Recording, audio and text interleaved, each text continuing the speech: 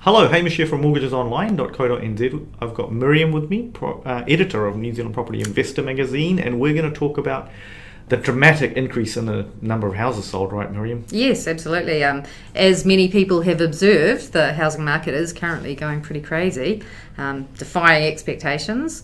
The latest REIN sales data, for example, is pretty clear indication of that. Nationwide, the number of sales in September went up from 6,112 in September 2019 to 8,377 in September this year. Wow, 6,112. Yeah, so that's a 37.1% rise, which is pretty hefty. Yeah, that is pretty crazy. And in fact, it looks, yeah.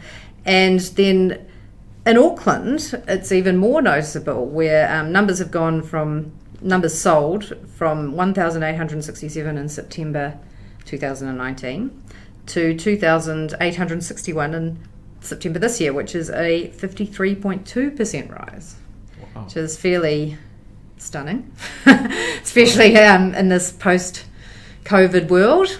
So that's actually more than it is much higher than the nationwide average, right, in terms of the number of houses traded. So that's a good sign. Well, it's certainly a sign of a housing market that's doing very well at the moment, that's sort of pumping along. Yeah. There's a record low amount of stock on the market at the moment, and the two sort of factors are certainly combining to push up prices as well. And is it mainly, are you seeing investors come back in, or is it still mainly... You are seeing investors come back in, definitely. I've talked to quite a number of investors over the last few months who had been taking some time out from buying and are now buying again. Obviously with such super low interest rates and also the removal of the LVRs for the time being, I think that's encouraging for a lot of people. And CoreLogic's buyer classification data shows that investors are back in the market, but also first home buyers, huge influx. Yeah, we're helping quite a few as well. And I think the good thing, the positive news for first home buyers is there is now, and there's going to be more stock, right? Eventually, yeah. I mean, I think there's questions around how quickly that stock will come onto the market, but yeah, eventually there should be more stock coming onto the market, particularly in areas like Auckland where, the unitary plan has helped that process, and that there are sort of procedures, I guess, in place to really try and pump up that supply line. I understand that some other regions around the country don't have quite the same degree of stock coming on at any point soon, but hopefully that would be rectified at some point. Consents are certainly at historically high levels still. Yeah, we're seeing a lot of clients buy off plans, which carries its own risks, but it's definitely I might probably shouldn't take a bet on the housing market, but I got a feeling that maybe this time around there will be more stock to kind of dampen the big wave, maybe, because previously we didn't have the unitary plan in the last big boom in Auckland, so it'll be interesting to see how that plays out. It will be interesting to see how it plays out.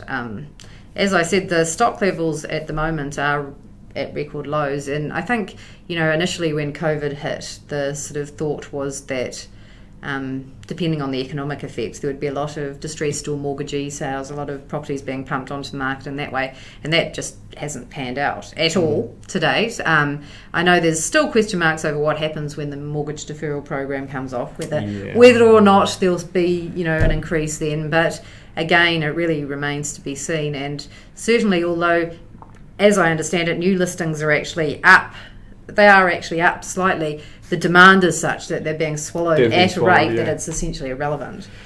That's the thing with that, and that's a good sign, because if you're saying in Auckland we are seeing 2,861 houses changing hands last month, and there's still supply coming on stream, that's a good sign, right, for first home buyers, definitely. Yeah.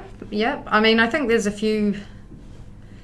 I think probably as a first home buyer, you've got a better opportunity to buy now than you have had, despite the high prices even in recent years, because of the LVRs. Although, as I understand it, banks are still tight on their servicing criteria, They are, which yeah. I think is probably going to trip a few people up. I mean, Mm. obviously you can see why banks might be, but And I think that the signals from the RBNZ about the possible, the reviewing the deposit requirements. yes. Well, did you yesterday? Adrian Orr was making noises, as I understand it, about the possibility of reviewing Yeah, it. And I think again, there might be investors who were hit first. in that But I sense. think even talk of that really pushes investors to invest faster because a Potentially, lot of 'cause people the think, hey, I gap's might miss closing, out. yeah. I might Yeah. miss out. So maybe I don't know which way Adrian Orr wanted to move. It's hard to Put tell. pressure on market, It's but hard you to don't tell. know. He could be doing a double Yeah. flip around on maybe he wants us to. Yeah, I don't know, but without any doubt, both investors and first-home buyers are definitely in the market at the moment more than they have been for some time. And for first-home buyers, if you have a job and you can make it work, then it is probably a good time. Yeah. There's Definitely. certainly no sign that there's going to be a crash in prices. So, in that It doesn't sense, look that way. Yeah. it- Cool. Well, hey, look, thank you for coming in, Miriam, and sharing your thoughts, and thanks for Anytime. watching. Hopefully that has been helpful for you guys. Thanks, Girls. Hamish.